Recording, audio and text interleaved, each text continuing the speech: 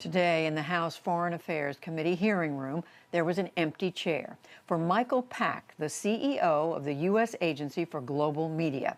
Pack ignored a subpoena from lawmakers who today expressed bipartisan concern that he has politicized and mismanaged media outlets that helped the U.S. win the Cold War, including Voice of America. Nick Schifrin begins our report with another action by Pack, foreign VOA journalists being forced to leave the U.S. Valya Baraputi's career at Voice of America ended with a one-way ticket. She didn't want to leave the U.S., but she and fellow VOA Indonesia journalist Rafki Hidayat had to take a plane home after VOA wouldn't extend their visas. Being thrown out of a country in the middle of a pandemic feels very cool. Have you heard what's coming out of the Voice of America? It's disgusting. President Trump has made clear he's unhappy with what he calls VOA bias, as has the new CEO of VOA's parent company, the United States Agency for Global Media, or USAGM, Michael Pack. Ronald Reagan apparently said that, if you let go of the wheel of the car, it veers left. And there's something to that. The media undirected goes left. It has a leftward bias. In audio interviews, Pack also cites national security. He says the foreign journalists on U.S. visas weren't properly vetted, leaving the organization vulnerable to espionage. Journalism, to be a journalist is a great cover for a spy. It's just a great cover. And from the beginning, from the Cold War and even earlier, they've been penetrated. These are the same slurs that are hurled at them by the Kremlin.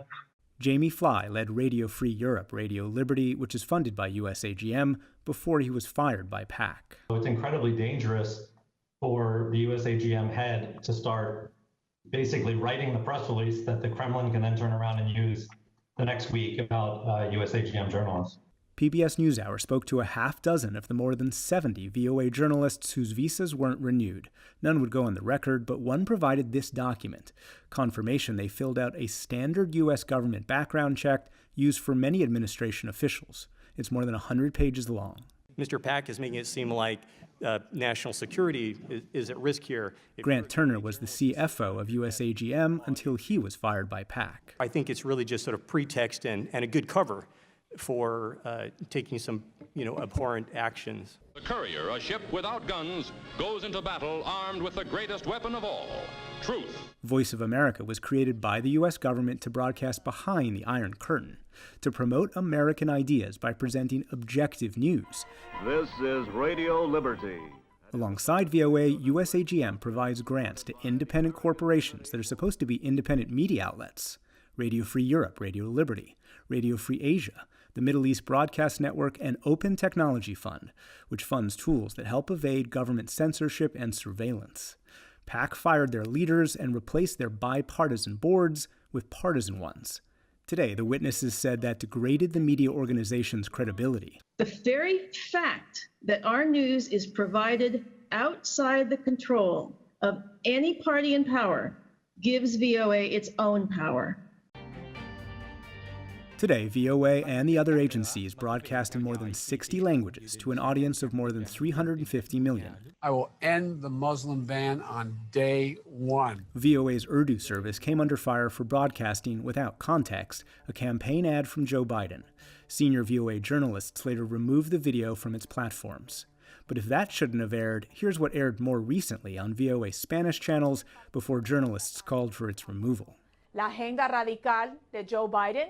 That's Trump campaign official Mercedes Schlapp telling viewers the Joe Biden campaign will destroy Hispanic families. There's been past criticism of USAGM funding, morale, and structure, but even some Republicans criticize Pack. Top House Foreign Affairs Republican Mike McCall. Make no mistake, I believe there's some reform that needs to be done, but I don't think we should throw out the baby out with the bathwater. New Jersey Democrat Tom Malinowski. If China, Russia, North Korea, or any of our adversaries had in fact infiltrated USAGM, they could not possibly have done more harm to America's interests than Mr. Pack has in fact done on his own.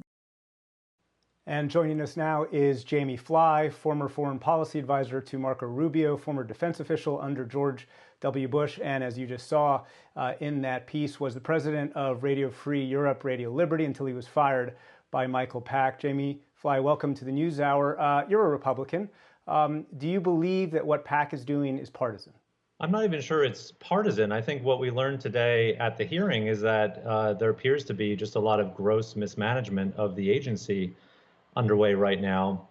There were Democrats and Republicans fired en masse, and he's putting these national security tools, these tools of American soft power, at risk. And I'm not even sure it has a lot to do with politics. Why does it matter that an organization like yours, RFE/RL, Voice of America, these other organizations are seen perhaps as not independent under Michael PAC? Over the decades, they've gained a loyal following in closed societies in places like Russia, China, Iran, Belarus, which is incredibly relevant right now as the Belarusian people are out in the streets trying to topple Lukashenko.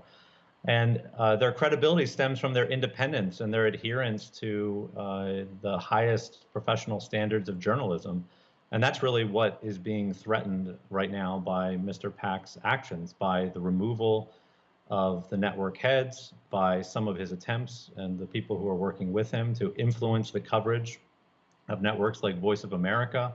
You mentioned Voice of America, which is a federal news service. You mentioned USAGM, of course, which is a federal entity. RFE/RL, Radio Free Europe, Radio Liberty, is a little different, known as a grantee, because those federal agencies give money, grant money to your organization, or the organization that you used to lead. What are you worried about these supposedly independent organizations moving forward under Michael PAC? But Mr. PAC has used his powers not just to remove the network heads like myself, but he also replaced the corporate boards. He made himself chairman of the corporate board. He appointed his chief of staff to the corporate board, and he's filled the rest of the board slots with mostly Trump administration officials. It is de facto federalizes these entities, which for decades, in the case of RFE/RL, have operated as non-governmental organizations and have been able to be truly independent in their reporting in ways that start to become threatened once you have federal officials sitting on their board. Jamie Fly, thank you very much. Thanks, Nick.